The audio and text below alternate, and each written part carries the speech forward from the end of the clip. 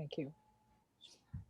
For those of you who may not know Zoom, and I can't believe that anyone here wouldn't, you go down to, if you look at the bottom of your screen, you'll see a little icon with a chat bubble over it.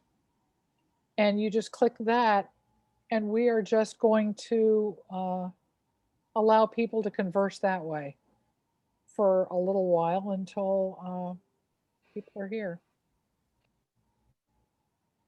And somehow my phone is going off. And I thought it was, there we go. It was telling me that this event starts at 7 o'clock. So it is 7 o'clock, and I'm going to speak for just a little minute because I want to give people a chance to sign on. For those of you who may not have ever met me, I'm Alice Hutchinson, and I'm the owner of Birds Books. And the stealthy person behind the camera is Steve Hutchinson. He's my son, and he works with me here in the bookstore. The bookstore is living basically in a hybrid mode right now. We allow a limited number of people into the store to browse, and there's hand sanitizer by the front door, and they always wear a mask. So we're following the science and doing everything we can to keep everybody clean from, touching and breathing and so forth. We also have gone from, whoops, if you could catch that, thank you. We also have gone from taking 6 special orders by online ordering a month to about 20 a day. And that is how we're staying alive in this era of strangeness, as I've called it. So we're finding a way to make it work. A lot of people respond to Zoom events. It's an awesome way to keep a community together. We get a chance to see you without a mask. And indeed, we get a chance to have a number of people from all over the country. I had an event that Stephen actually attended, Stephen Drew, with Roger Rosenblatt, and it had people from Atlanta and Alaska on the call all over the country. And so that's one of the advantages. I mean, and also I've seen quite a bit of Zoom fatigue, so I do appreciate you all being here this evening. It is a way that we can have book talks, visit with authors. We do all of our book groups. We have a history book group and a general book group that meets on Zoom. And so we've had a real chance to have outreach that way, and it's very special and impactful for a lot of people. So again, thank you for joining us tonight. The bookstore will continue to do its business. Check out our website, sign up for our emails, which is the only way we can really communicate with people directly. I have put the link to Stephen's book in the chat in case you don't already have a copy. We can get you a signed copy. We're very happy to do so. So it's a couple, I see people still signing on. Peter, you having trouble with your audio? Why don't you type your questions in, particularly if you're having difficulty. I want to get a chance to talk to Stephen this evening about his book, about his background, about his history. But if you have additional questions, the chat is where to put them. And if we can, I will unmute you, and then you can ask it yourself if you like, so that we can have a discussion. So I will, are you ready to begin, Stephen? Is that okay with you? Now I'm going to say Steve is my son and Stephen is the author. So just to differentiate here, because otherwise we're going to go crazy because too many Steves. We'll have to remember that quote. I am very sorry to see such a small bio on the back of the book. Did you hand me the bio from the printer, Stephen? Steve. Thank you. Because on the back, it only says that you live in northwestern Connecticut town of Morris, and that's just not enough. And so this one didn't work. Oh, here it is. You live in northwestern Connecticut town of Morris, a bucolic community that surrounds Bantam Lake. He moved there after a period of personal loss and tragedy, searching for peace and simplicity, a place to collect himself. It was here he took up walking, and in the space of taking one particular step, it was moved to a mystical experience that would forever change his life. Called to walk the Camino de Santiago, the Way of St. James, Spain's thousand-year-old pilgrimage route, he came to a journey of a physical, psychological, and spiritual implications. Among the many outcomes of his walk were the reawakening of his writing voice and a longing to share the story. Stephen continues his practice of daily walking, mostly on the roads and paths around Bantam Lake. Hiking here and elsewhere serves as a centerpiece of contemplative living and a connection to the source. Stephen, welcome this evening. Thank you so much for doing this. This is a pleasure. Your book is spectacular. It's very unique, and it's a very distinctive voice. Um, in the process of this, I want you to tell us about yourself a little bit and yourself as a writer, but I also know that you do want to read from the book. So I'm going to let you kind of guide which you'd rather do first. Well, let me chat a little and then read a little, and we'll go from there, I guess. That Um, sounds good to me. as you were talking, Alice, and as if on cue, I got a message on my screen that my internet is unstable. Isn't that delightful? So hopefully, hopefully I won't freeze up. But if I do, I guess I'll you let you should say, know. yeah.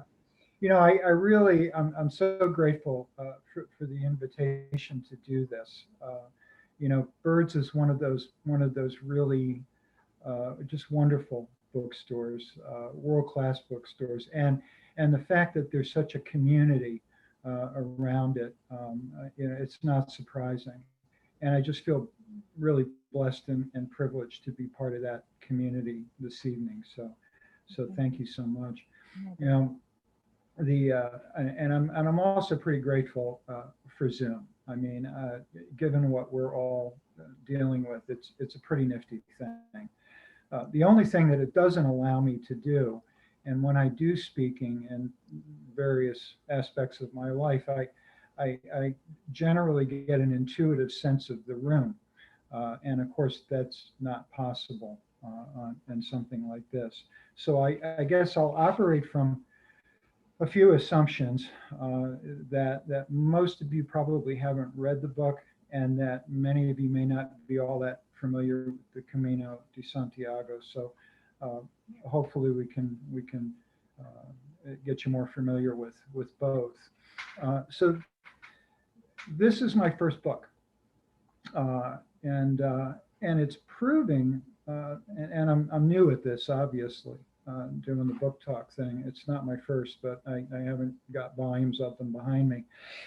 Uh, but this is proving to be one of these books that's a little challenging to unpack. There's a lot going on with this book. Um, it is, more superficially, I suppose, it's a travelogue. If you go a bit deeper, uh, you will find a love letter to Spain and a love letter to pilgrimage. Deeper still, uh, the possibilities of change under the influence of grace. But at its essence, it is a deeply personal memoir, and one that centers on walking the Camino de Santiago, and the Camino, of course, a thousand-year-old Christian pilgrimage that crosses northern Spain. As I was writing the book, uh, my early thoughts about it were such that I thought, maybe this is something that could inspire the reader to want to walk the pilgrimage. But more recently, I'm thinking more along the lines of this, that by reading my story, the reader will come to know their own better. And I think that's a pretty good place. Um, so I'm going to read to you from a couple of pieces from the introduction. Good place to start. And it's also nice because you don't have to set it up. And if you have to set up the introduction, something's gone really wrong. But But I also want to touch base on one thing. Now, I hang out with people who read, not surprising. And these readers tell me things. They tell me their dark secrets. And some readers tell me that they are not in the habit of reading front matter. So things that are labeled preface, forward, introduction tend to get sort of skipped over. And I will tell you, I went through this created a bit of a conundrum for me because there were some structural issues with the narrative, which with the way I wanted to write the narrative, uh, that created the need for front matter. So there is very definitely an introduction. There is very definitely a prologue prior to chapter one. Uh, the reason that I did not simply start with chapter one for any writing nerds out there is the introduction and prologue are written primarily with past tense verbs. Chapter one begins the walk, and the walk is all in present tense verbs. And I wanted to have that offset between the front matter and chapter one. So I would implore you, if you haven't read the book yet, when you do, read the front matter. It'll help a lot. There's a lot of expository there. So this from the introduction. Who knows where or when anything really begins? A first walk that sets off across the living room carpet toward the hopeful faces and outstretched arms of mom and dad could eventually lead through to the high meadows of the French Pyrenees and beyond.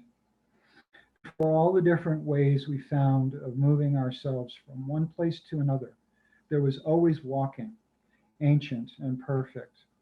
So when difficulties come, as they must in this life, it is often the elegant movement of the walk we resort to in search of our answer, a way to consider, to reflect, to center our troubled selves.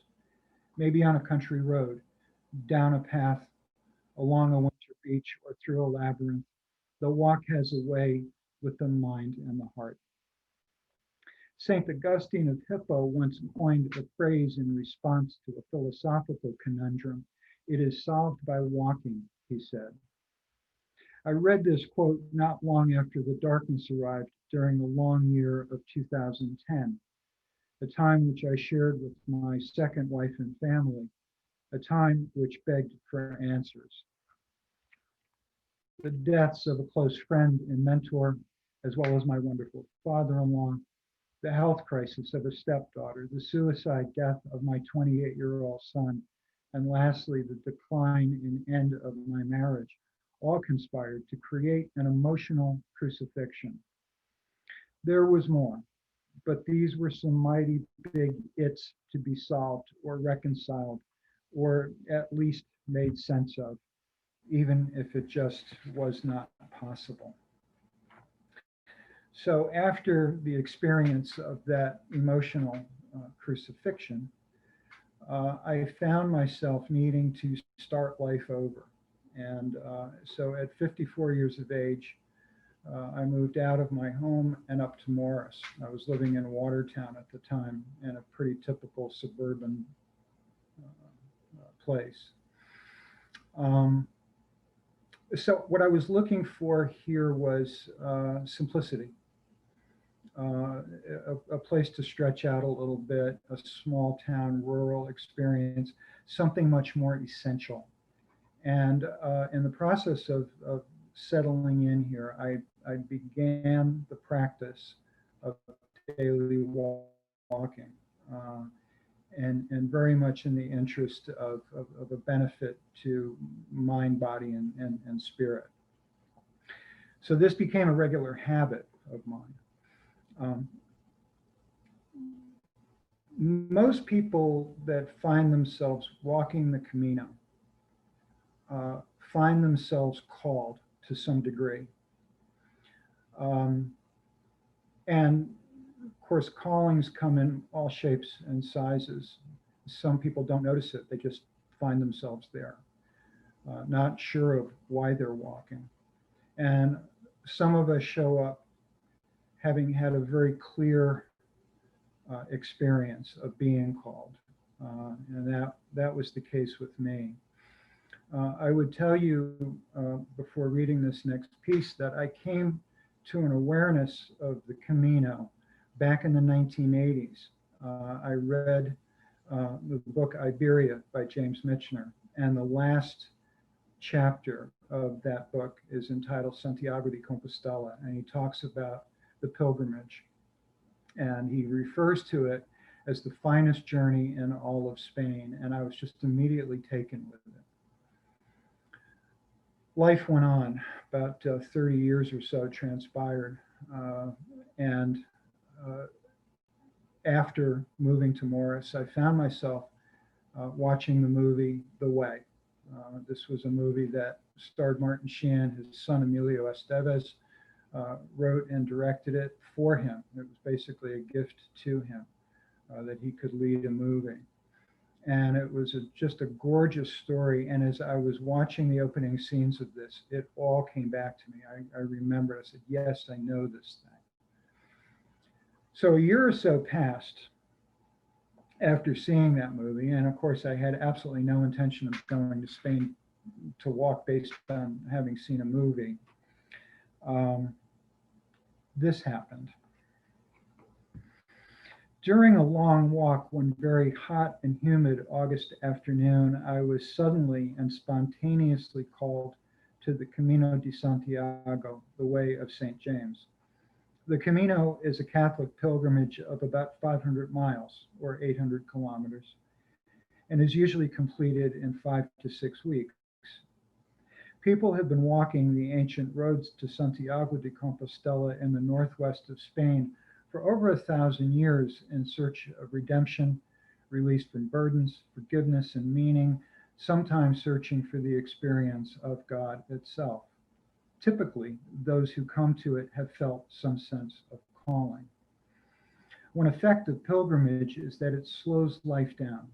So it was more than a little ironic to me that this phenomena of calling happened in the space of time it took to walk a single step.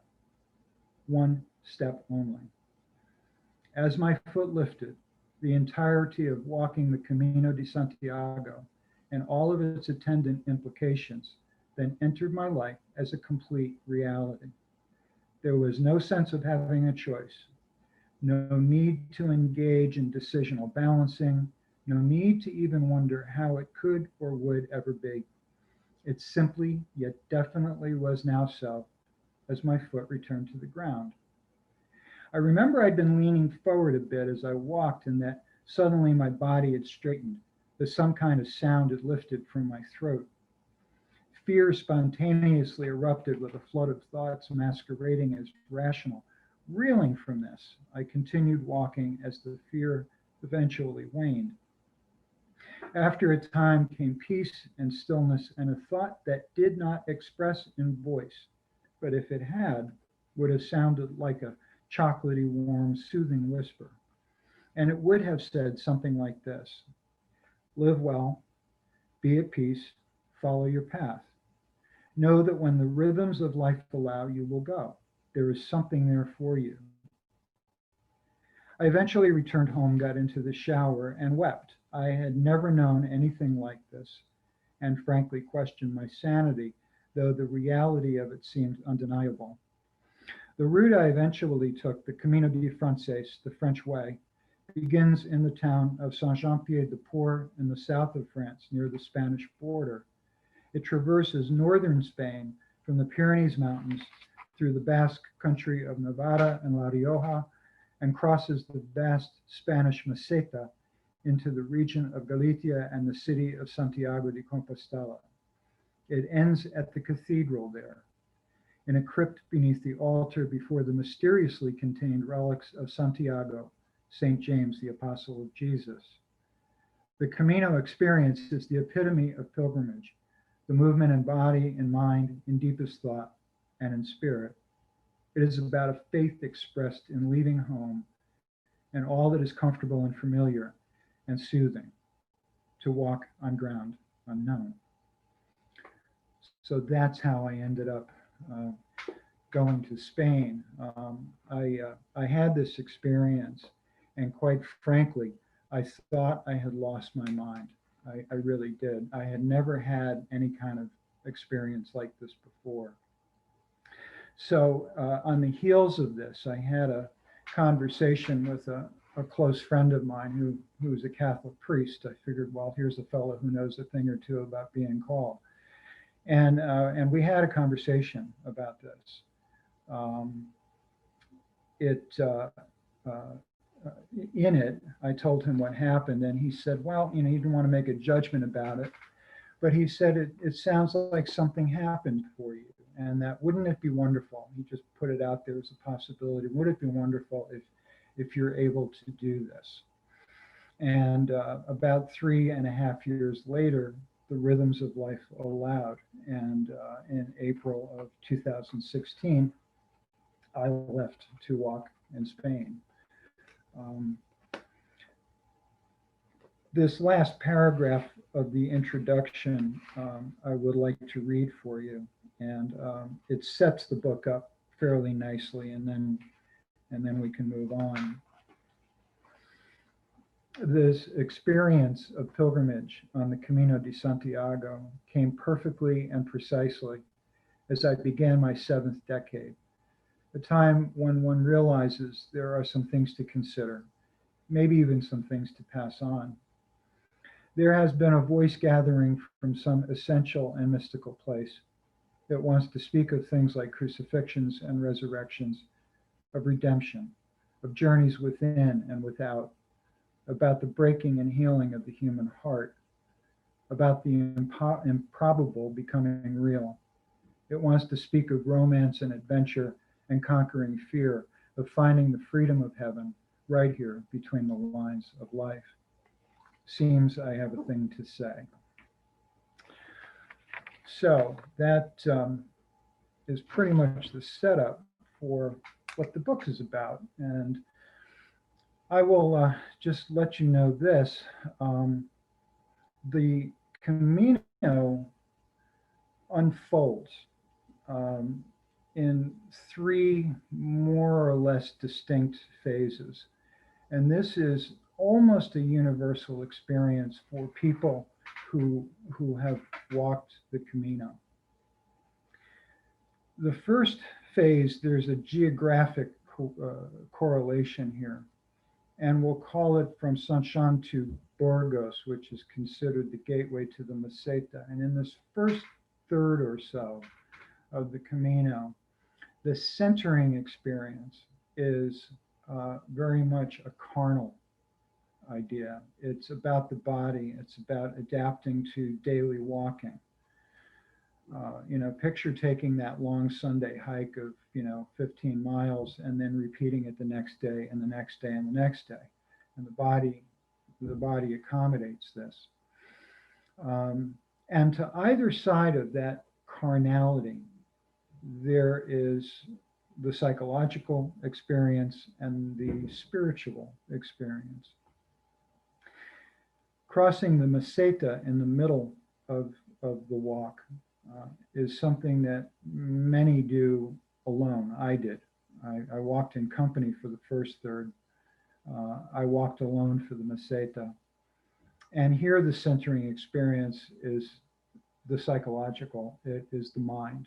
It is remembrance and reflection and thinking about those things that brought us to walk pilgrimage.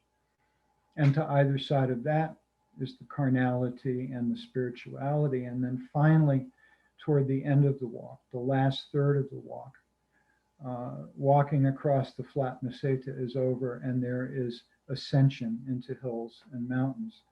And correlating this geographic ascension is the ascension of consciousness, if you will, into the realms of a centering experience of something quite spiritual. And to either side of that, experiences in mind and emotion and in body. So one last thing that I'll read for you, and then we can do other things, is the typical day on the Camino. It's not the most remarkable thing, necessarily. One wakes up and does, some form of morning routine. For me, it involved prayer and meditation and stretching the body before walking. Put everything I own in a bag, shoulder the bag, and walk and watch what happens. That's pretty much it. And what happens is the thing to pay attention to. Sometimes it's very discreet and sometimes not. So this actually occurred in the first third of the walk. I was walking with a German man, Heinrich. If anybody's read the book, you'll recognize the name. And Heinrich and I had just left, in the morning, had just left the town of Santo Domingo de la Calzada. And the primary feature of our walk that day geographically was that we were crossing from the region of La Rioja into Castilla y León. And just before doing that, we were walking along. We had been chatting, but we got quiet, and this happened.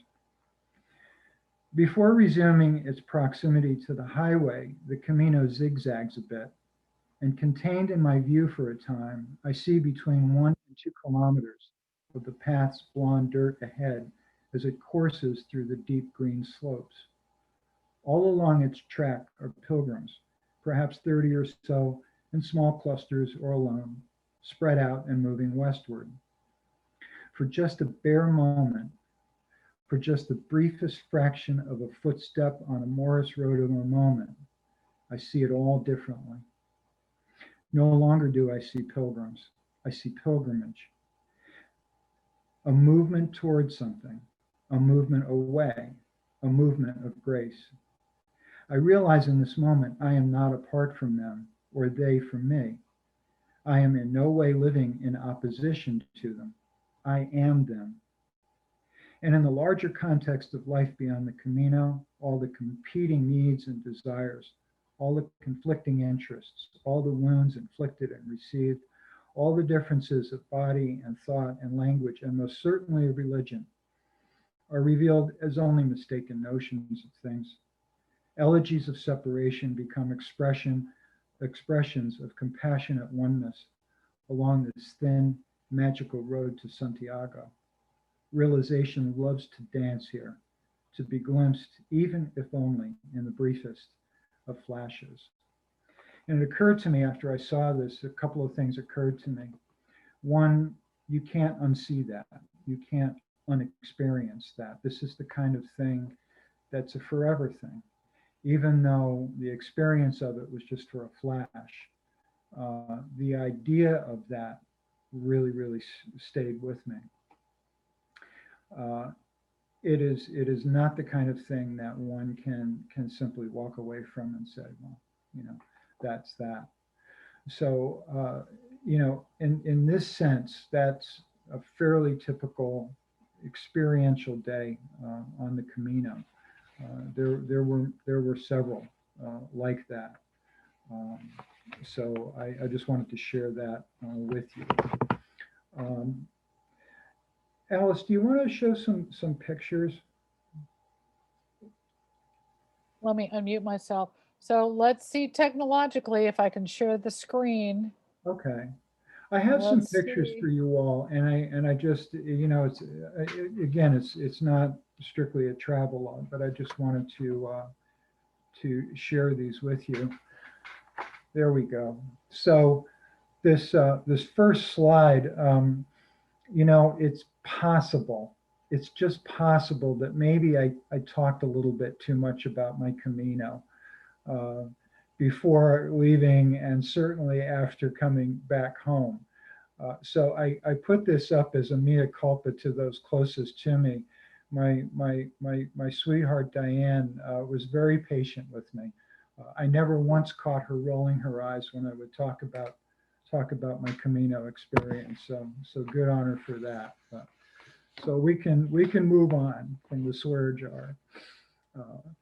The next photo is the town of Saint-Jean-Pied-de-Port. This is where the whole thing starts, and beautiful little town in the south of France, butted up against the Spanish border. In the distance, you can see the Pyrenees. Uh, Now, I want to mention something at the outset. Uh, you will notice in all of these photos that the colors are just spectacular. This is springtime. The date on this photo would be April 19th. I started walking on April 20th. This was the day I arrived in Saint-Jean and I stayed overnight. So this is springtime in France and Spain. A lot of times you see pictures of the Camino, certainly of Spain, and it's got this dusty blonde kind of thing going on. And that's more like the summer into the fall. But for colors, the time to go to Spain most definitely is in the spring. It's just absolutely breathtaking. So the next photo is this is in the high meadows in the Pyrenees. The first day of walking the Camino de Santiago on the French route, the hardest day is the first day. On that day, you can see in the background it's sunny. There's some blue sky showing. This was preceded by about 12 kilometers of driving rain, high winds. We had snow and sleet that day. This is like Mount Washington, where the weather can change on a dime. So I had walked quite a bit before I got to this place. This was really the first opportunity I had for any kind of photography at all. It was brutal. I document this in chapter 1. The next photo, if you have a copy of the book, you may just recognize this as the route photo for the cover. I should probably explain how that came to be. This is a field of mustard blooms. To the right side, you see an old medieval church. To the left side, what I thought at the time, my companions and I thought at the time, was an old monastery. Actually, as it turned out, I found out after the fact it's an old palace. It's a ruined palace. The location is called Gwendoline. And again, there's about a 3 to 4 week window in the spring where you can see the blooms. And I will tell you that the photograph does not do it justice. The glow coming from these blooms was such that it literally colored the air. You know, when we were kids and we used to put the buttercups underneath our chins and it would make your skin glow. It was like that, except on a much larger scale. And when I came upon this, I started thinking in terms of thin places, the old Celtic term. And so I was always determined that once I had made the decision to write about this, that this really should be the cover photo, because this was 3 days into the walk. This is just west of Pamplona, and just a breathtakingly beautiful spot. The next photo actually is later on the same day. This is in the town of Puente la Reina, which translates into Bridge of the Queen. They named the town after the bridge. There was some unscrupulous ferrymen back in the Middle Ages that were taking advantage of pilgrims and charging them exorbitant rates to transport them across the river. And the Queen at the time said enough of that and commissioned the bridge. It's actually a very, very famous Roman bridge, 6 arches, very well known on the Camino. The next photo is just kind of a whimsical thing, and it's really kind of funny. It caught my eye. It's on a way marker. You see the scallop shell, which is the symbol of the pilgrim on the Camino. And the way the orientation is that the symbol is about this. The flutes of the shell represent the roads, all the roads, and then the base of the shell represents Santiago de Compostela, so all roads leading to Santiago. So the orientation is always that you're going in the direction of the base of the shell. And the yellow arrow, that's how one finds one's way. There's yellow arrows all over the place, and you simply follow the arrows. It is conceivable that you can walk across Spain and find your way simply by following the arrows. But I love the boot and I love the flowers, and it just caught my eye, and I shot the photo. And while I was assembling photos, a year or so later, I cannot tell you how many photos I found online of this boot. Apparently, I wasn't alone. I think this was the most photographed hiking shoe in Spain that year. But it just caught my attention. So that was that. The next photo is a pretty typical photo. Pilgrims walking the Camino, and the town, the hillside town of Siraki is ahead. We had left Puente la Reina, and for those who have read the book or will, there's a character, Heinrich, a German man who I walked with for the first 11 days. We walked to Burgos together, and he is the gentleman on the right. He's walking with a young lady who's a young Muslim lady from Isle of Wight. And way ahead is a fellow with the orange backpack cover on, and that is Greg. And this was when Greg was moving on from us. There had been 3 of us walking together, and after this, there were 2. So I have sort of bittersweet remembrances of that. The next 2 photos, actually, the next photo here, this one is just a typical Camino photo. It's this sort of landscape that I described when I talked about seeing that vision of oneness and unity. It was that general area where I wrote that. And I love the way the clouds model the hills that way. That always caught my eye. The next photo is from the middle region of the pilgrimage, known as the Meseta. Incredibly flat, incredibly boring, really. This is the place where one goes within. Minimal distractions. It is known not so much for the landscape, but for the sky. It's sort of like Montana, big sky country. And the next photo is also of the Meseta that gives you a better idea just of the expanse of the thing. And this is about 230 kilometers of this type of walking across the Meseta. It takes almost 2 weeks to do that. The next photo is actually also on the Meseta, and I took it because the contrasts, the colors just really struck me. It had rained all night. This is on the road to Fromista, and the clouds were pulling off to the right, which is north, and I just loved the mix of the sun and clouds, and how everything looked just so fresh and clean after the rain. It was really quite beautiful. The next photo is some pilgrims entering Santa Catalina de Somoza. This is, we're moving along about, maybe 2/3 to 3/4 of the way across the walk. This is after the Meseta. We're starting to climb into the hills just before entering into the region of Galicia. So that's just another typical scene from the Camino. The next photo is a very significant place. This is called Cristofero. The Celts and the Romans marked the high mountain passes with cairns and murias, depending on who it was. The Celts left cairns and the Romans left the murias. And they're just ways of marking these high mountain passes. And at some point in history, and this is really kind of muddy, this pole was erected, and it was basically a pagan monument.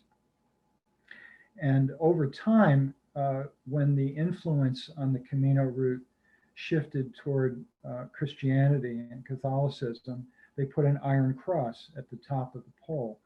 And over time, it became known as a place where pilgrims would bring stones, either gathered at home or gathered along the way, and the stones representing burdens, troubling things. And the idea is to leave those stones at Cruz de Ferro, to leave one's burdens, to offer them up, and then to move on freely from there. There's a lot in the book about this particular place. Just a beautiful, beautiful experience. And just after that, I put this in for no other reason other than this is quintessential Northwest springtime Spain. It's just fabulous. There's still a fair amount of snow on distant mountains. This is just a typical beautiful scene. The next photo is actually from the top of a rather significant climb. Again, this is now in the region of Galicia.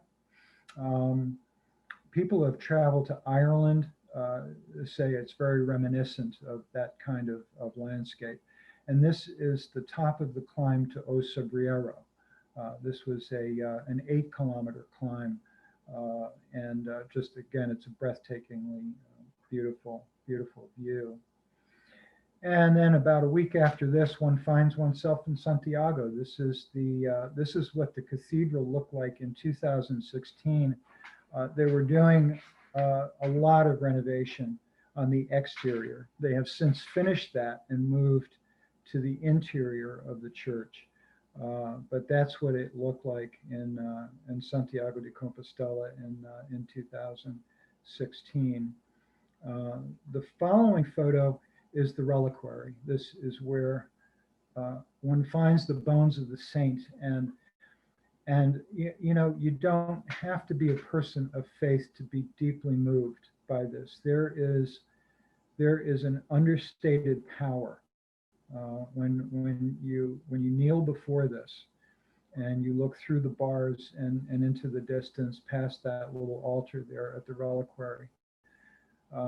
There is a touching power to this place, and everyone has their own special remembrance of this.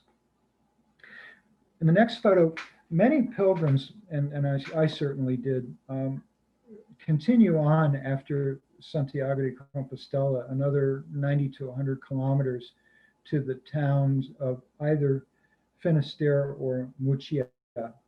Sometimes they'll visit both. I spent time in Finisterre. Translated, it means end of the earth. This is the Atlantic coast of Galicia. One can see why the Celts were attracted to this. Sailing south from Ireland, this is what they would have first seen, actually, of Spain. And so I spent about 9 days there, sort of processing what had happened during this mystical walk across Spain. And the last photo is sort of a customary thing where when you arrive in Finisterre, it's customary to go to sunset. And this was in early June. I think this was June 1st or 2nd. And sunset there is at around 10 o'clock at night. And it's just breathtaking. People gather up on the cliffs there just to watch the sunset. So that's the photos. And so I guess, Alice, maybe we could think about some Q&A. What do you think? Our timing is pretty good. We're about quarter of, right? Timing is perfect. One of the questions I quickly spot is from Miriam. Were you there during Holy Week? And she commented that they're beautiful photos. Well, thank you for saying that about the photos. I was not there during Holy Week. Now, just to make sure that we're talking about the same thing, in Santiago de Compostela, the Feast of St. James, which I believe is July 25th, when that occurs on a Sunday, it's considered a holy year, as 2021 is supposed to be. And typically, it's a very crowded Camino during holy years. I would not recommend walking. Of course, 2021 is very much in doubt right now as far as walking. but Holy Week, I'm not sure if you mean Easter, but I was not there in Santiago during Easter, but I think that year it was just before I arrived in Europe. So, Miriam, I unmuted you in case you wanted to ask anything further. hi, Marion. Just wanted to be sure. Oh, there you go. Rosie, do you want to ask your own question? Where are you? Well, I see you can unmute yourself if you want to. Okay, I'm here. But go ahead. Oh, there I am. Okay. Hi, Steve. Yeah. I did the Portuguese way a year ago on the Camino. Wonderful. It was actually, I have to admit, it was very plush, and we were escorted to boutique hotels every evening to have gourmet meals. But I think I was struck by how much of the Camino were just roads through small towns where we were, and I didn't know. And we kind of were like in some parts they were very industrial even. Yes. And yet when you get to the end, all of that is sort of part of the bigger experience and the way that you process everything. So I'm curious, did you have anything that you didn't expect or enjoy that kind of surprised you? And if so, how did that kind of shape the way that you, how did it affect your overall experience when you were done? You know, I had done a lot of research, watched a lot of videos, and I really, having said that, I really didn't have any particular expectations. I knew, in terms of the French way, that it was not all gorgeous. There are places along the route that are industrial, where you're walking through, cities, and it's just like around here. The cities don't always present their best face to visitors when they first arrive. I probably walked through 4 or 5 cities where it was not particularly pleasant, but for the most part, the surroundings were really quite beautiful. But again, in terms of how the Camino unfolds, there's always that sort of balance between the physicality and the surroundings, and then the more interior experience. So even when maybe things aren't, perfectly pristine in the surroundings, there's enough going on to where it really doesn't have, I wouldn't say that there was ever a negative effect from that. The Portuguese route is different from what I've been told. There's a character in the book I described, a Filipino American gentleman by the name of Romy, and he had walked the Portuguese, and he said each Camino has its own personality, each route. There are several different routes. My next is likely to be the Norte, that follows the coastline at the Bay of Biscay and goes into Santiago de Compostela. I may branch off that onto the Primitivo, which is a very mountainous route. So there are a lot of different options. Definitely. I hope that kind of answered your question. Thank you. Mm-hmm. I have a question from Pete, and I'm not entirely sure. I think it's many questions kind of rolled in, so it's kind of a jumbled question. Okay. I wanted to ask you to speak to questions and answers in the depth of those paragraphs of the meaning of the book that will have to wait for the walk I know we will have one day. Instead, I'd like to ask you about your father-in-law and your nickname, and also about the sketch above him in the hospital. Do you know what he's talking about? And he says also, I crave cafe con leche in Spain while I chew slowly on each page of your book. Right. Yeah, Pete, if it's the same Pete I'm thinking of, he's familiar with Spain. Um, my father-in-law, if he's referring to what my father-in-law used to call me, he was Pop was from Maine.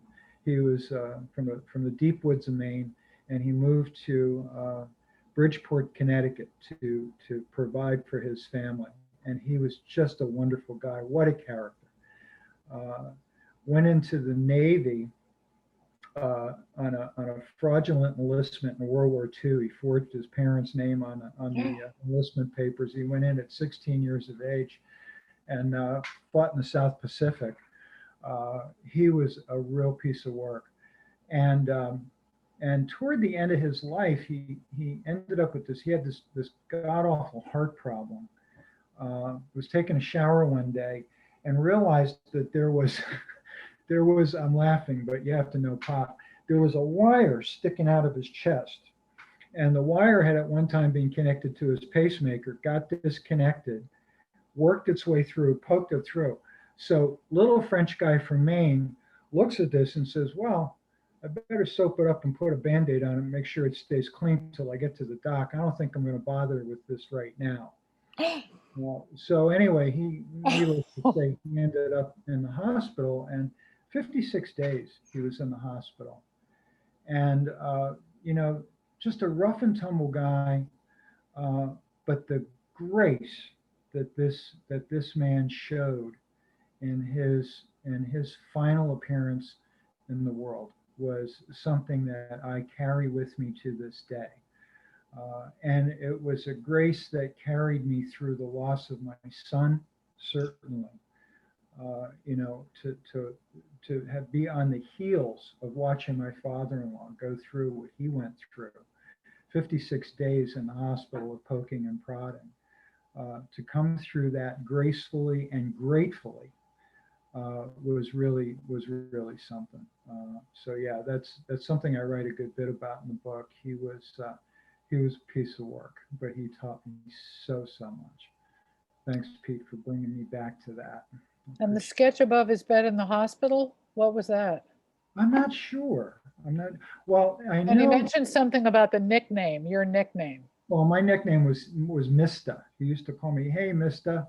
Never call me. That's how Pete started this paragraph. He said, hey, mister. And I just thought, what's that all about? I thought I wasn't, so I'm sorry I didn't read it verbatim. No, we're from Maine, so it was Mista.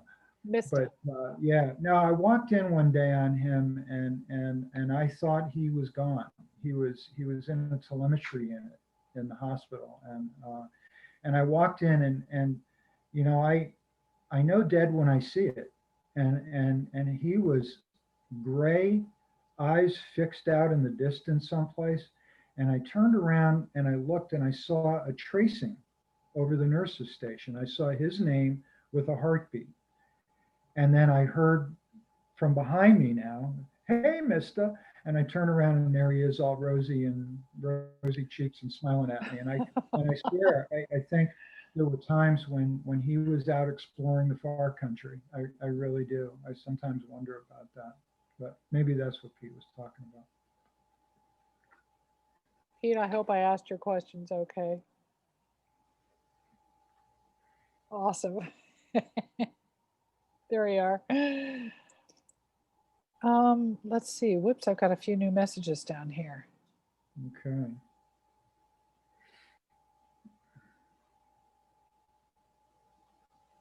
Oh, Nancy wanted to know why the pictures weren't included in the book. Well, there is. Well, I struggled with this because, I wanted to produce some work where, it would rest on the words.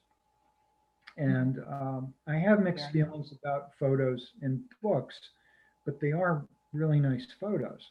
And the photos that you all saw were taken with this iPhone 6, which is an okay camera as long as you don't try to zoom it. But I struggled with this, but the problem got solved when I signed a book contract, because it comes down to a matter really of economics. Mm-hmm. Put photos, color photos in a book is you would have to retail the thing at like $40 or something like that. So And I have to say that the picture of the, Can you back away a little bit? Because it's, the there picture you go. of, better?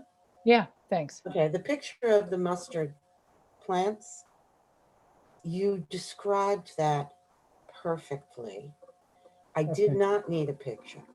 However, when I saw the picture, you know, it really brought it home.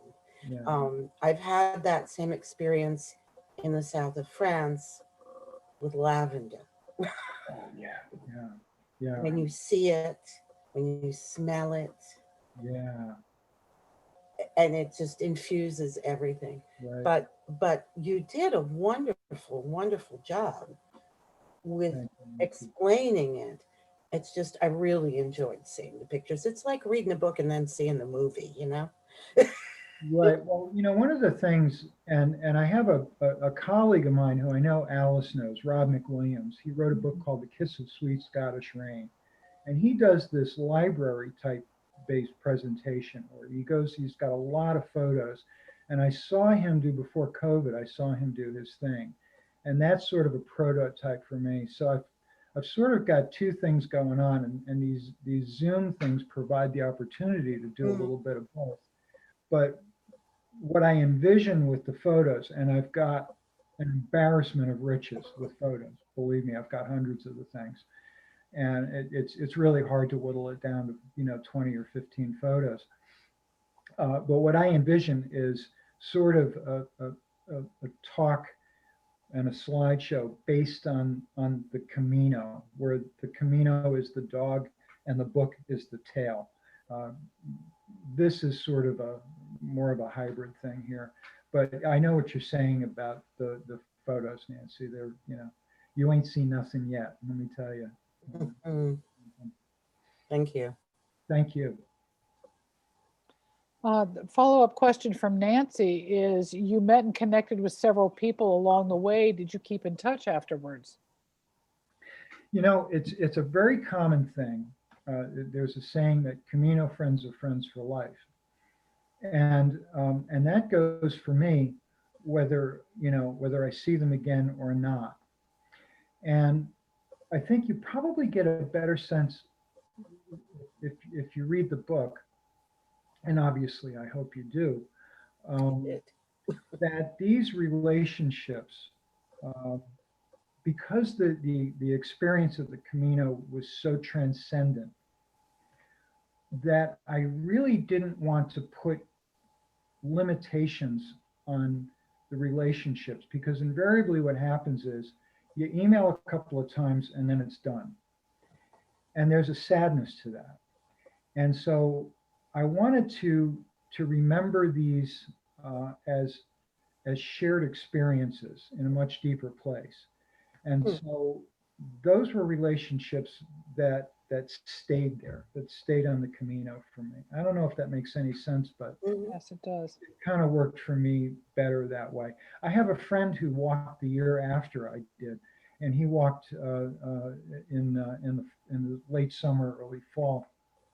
And he is a social butterfly. He's an extrovert by nature, and he had an extraordinarily social experience. Mine was more of an interior experience. So those relationships I had were lovely, but they stayed there.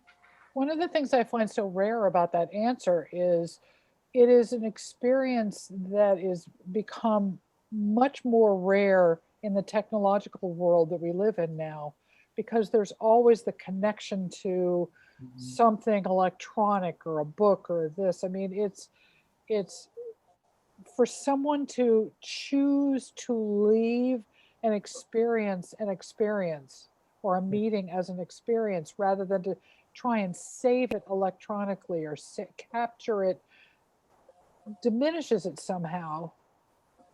And for you to make that choice makes it that much more special that you wrote about it in this way, because it's unique. It didn't used to be necessarily, but it's unique. And then to speak about it is even that much more unique. I don't know. Yeah. Do you know what I'm saying? I do. I don't mean to sound obtuse, but No, I'm not, no, not at all. And I'm not, I, I didn't get involved with social media until I wrote the book.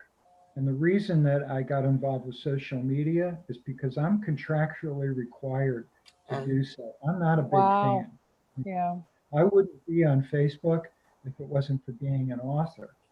And I'm a first time author. So when they say get on social media, I salute and say, yes, ma'am. So that's why I'm here. I'm not overly impressed with social media.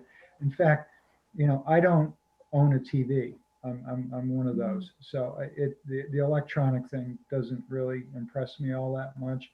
I find the images in here are just way better. Carol asked something. Do you want to ask your own question or do you want me to go ahead and read it? You want to unmute yourself? There we There go. you go. Okay, here we go. Okay. So, Stephen, hey, I did the Camino, parts of it, about 18 years ago. We started in St. John through Roncesvalles, and we hiked about 100 miles of the Camino. And I'm not Catholic, and it was billed as a cultural trip. But you can't help but come away feeling inspired and connected to, as you say, some other a source, right? For me, it started on my very first day, coming down through the beech forest out of into Roncesvalles, and I found a little angel. I don't know if I can, on the path, in the leaves. Oh, wow. And clearly it fell off of somebody's pack, and it was amazing. And I said, okay, I'm going to carry this with me to Santiago, and I'm going to leave it in Santiago because clearly somebody wanted to bring it there. Excuse my bird if you can hear my bird. I finally got to Santiago, and I was going to leave it in the church somewheres. And they said, don't you do that. Somebody's going to take it. So I ended up bringing it home, and it goes with me everywhere. I've lent it out to people who have been through challenges. And, and that was my very first day on the trail that I found that. And, in Serqui, when we hiked up there, they were having a big town festival. It was the Day of the Woman. This was in September. And all the women were in the square, all dressed up in their white with the little red, and they were dancing around the square. And it was my friend who I was traveling with. It was her birthday. And we all joined in the dancing, and they all sang happy birthday. And that was probably one of the best memories. I mean, the way they accepted us into the community. And I think it's the sense of community is one of the biggest things I took away from the trek, was just, no matter whether you were in the town or the group of pilgrims that you were walking with, whether it was for an hour, 2 hours, you ran into them again 2 days later. It was amazing. What was the town that had the biggest impact on you? Osabrero. It was beautiful. Yeah, Osabrero in Galicia. It's the first town that you walk through in Galicia, and there is a mystical quality to that place. It was all like foggy when we got there, and Right.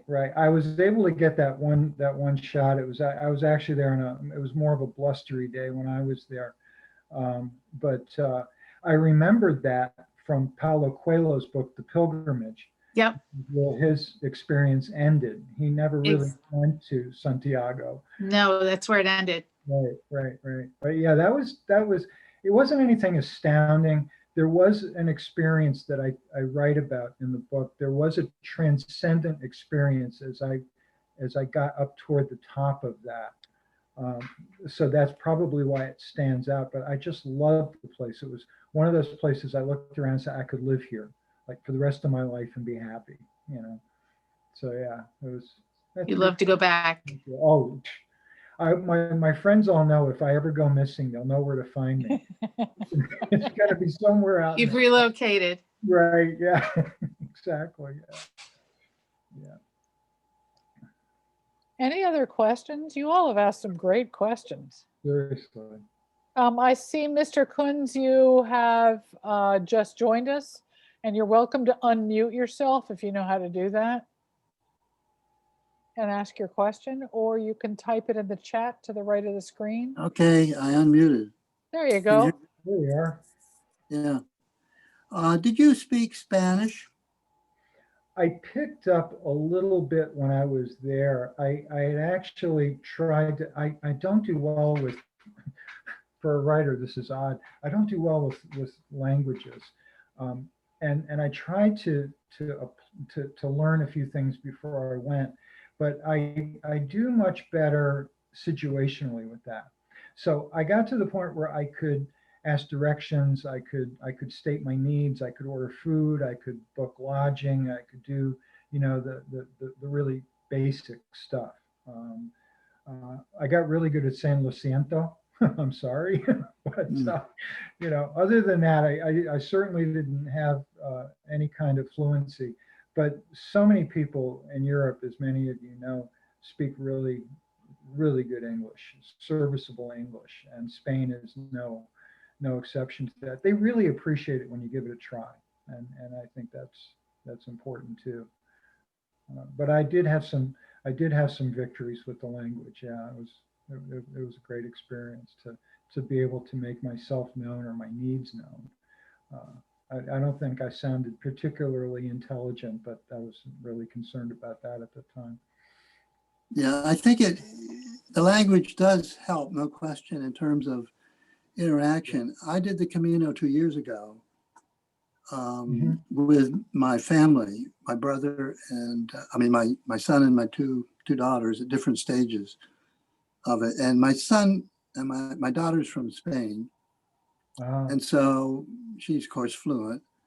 And my son is fluent in Spanish too. So it made a big difference for me because I don't speak Spanish in terms of the interaction and some of the, I mean, for the meals, you would sit down at tables with strangers and you would just chat, and some people would do translations back and forth because some spoke one languages but not another, you know.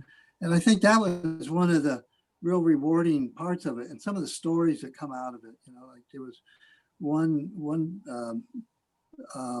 who started this whole thing because of a dream, you know, and the dream was a solution for her. And in that dream, you know, she shared it with her friends, and her friends said, well, let's go on the internet and Google, see what we can find what this might be about. And up came the Camino. So that is how she took it. And she immediately went on it, and it had a big impact in her life, you know.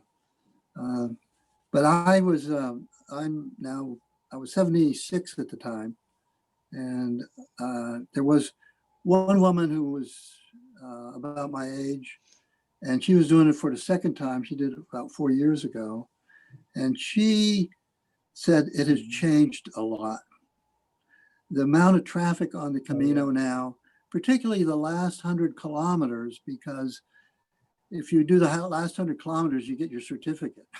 And if somebody has a week and they want to spend it on the Camino, they go do it the last 100. So the earlier period was much more interesting in that sense. But getting into the cathedral at the end with the ringing of the bells inside and that whole mass thing is, you know, you can't explain it. You know, it's just one of those things. It's an experience as such. But I say that the benefit of the language, you know, did open, at least for me, some benefits with my family being able to speak it or so. They introduced me to a lot of people I would not have otherwise met in that sense. But anyway. Right.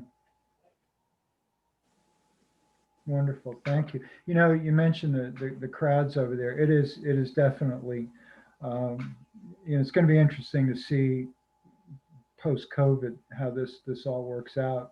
It's one of the reasons I want to walk the Norte and into the Primitivo next, is because it's just less crowded up there. The French Way is definitely, it's the most traditional route. It's the most heavily traveled route. And that last 100 kilometers, there are times when it's like a conga line out there. So yeah, I mentioning that.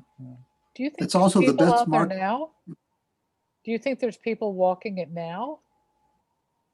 They do it year round. No, I meant in the middle of Very- a pandemic.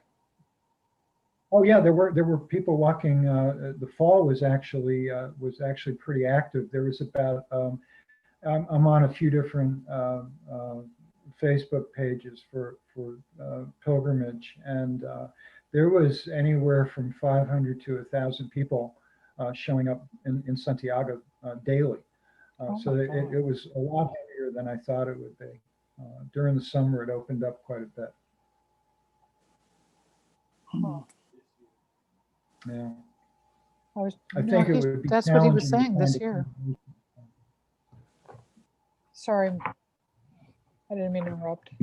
One thing I wanted to mention, I know we're kind of running down on time. Yes. There are hundreds of books written about the Camino. There is fiction, there is nonfiction, there are guidebooks, literally hundreds of books out there. There is one book written about returning from Camino.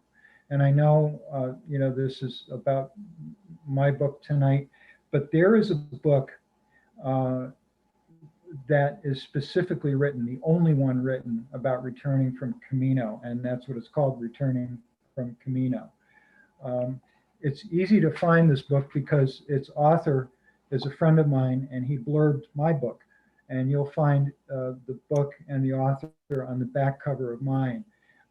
So full disclosure, but it is an absolutely essential book for anybody who is planning to walk the Camino.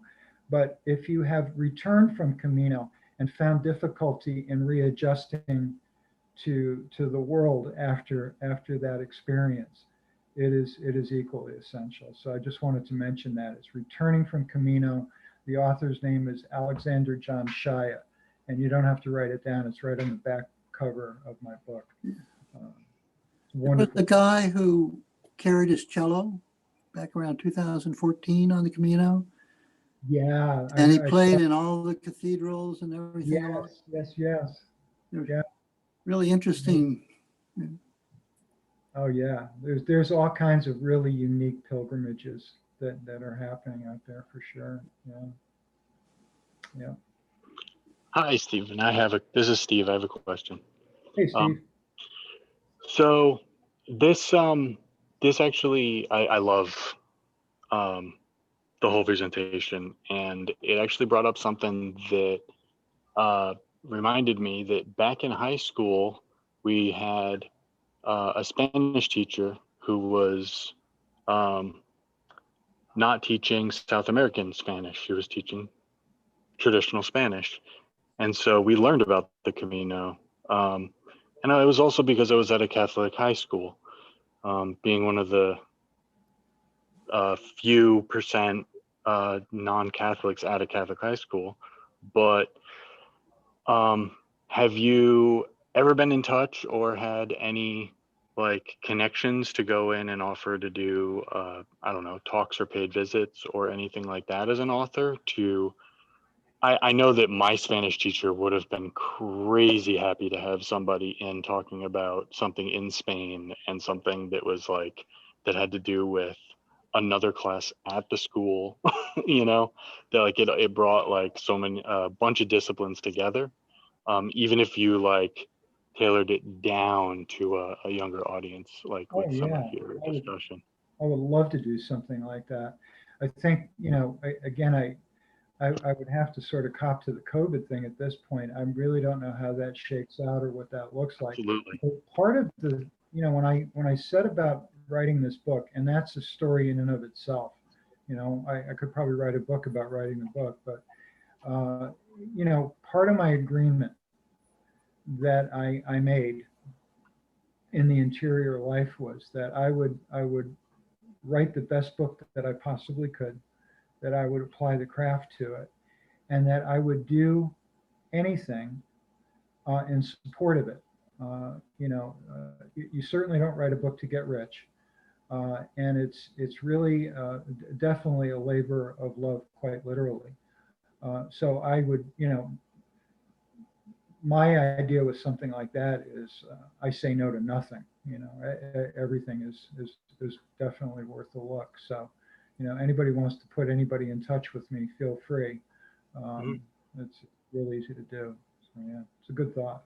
And having spent a lot of time on a hiking trail at one point, like over a month, that reintegration story that your friend wrote, I can totally attest to being essential, because it is a total change of lifestyle and coming back to a totally different type of life. And how to like merge the two and keep it profound is very challenging. And I think that even speaks to that wonderful example you were talking about with the not wanting to diminish the experience with pictures, but wanting, when you get to present it yourself, adding to the discussion with them. It's kind of like, it reminds me of how you said from that first photo that you would not be able to stop talking about it at first. It's like that same kind of I can't help it, but I to cut back a little bit. I don't know how to explain it, but yeah, it reminded me of like both situations, like the story without the pictures and the So I don't know. Thank you. You mentioned something, Steve, about reintegrating, right? And in the first week or so on the Camino, and I don't know if my fellow peregrinos here had the same experience, there's conversation among pilgrims, and it sort of drifts into, gee, how do we go back to real life after this? And of course we're just starting out our pilgrimage. Round about halfway across the Camino, I think it started occurring to me that the Camino is real life, that being on pilgrimage is closer to real life than anything I know back home in the States. That what that life is about is a life of distraction. So that mystical experience that I read to you that just occurred on the road, those kinds of things are happening all the time. The question is, how distracted are we? And that's sort of what that reintegration is about, is realizing the stuff doesn't happen in Spain. It doesn't happen, it happens in here. And the idea is, do I see it? Do I notice it? Am I not undistracted enough to catch that? So yeah, and you were referring to that first slide about the swear jar and all that. When I first saw that slide, it reminded me that I don't know if you guys remember the movie Close Encounters, the Richard Dreyfuss character, and he's making models of Devil's Tower all over the place. Yeah, hello, that was me. So kind of like that, Yeah. It's a little obsessive. So as we reach the end of our discussion, Stephen, I don't want to leave anything on the table if there's something that you want to add. No, I'm all set. I'd be up to hanging out till midnight, but I know you have an early day tomorrow, Alice, so we should probably let you get some. No, that's okay.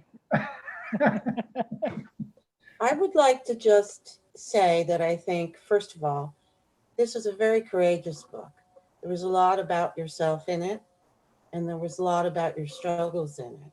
And when I read books by people who really do that, I'm always a little astounded, because I think, wow, that takes a lot of courage to just let it out there and lay it out there.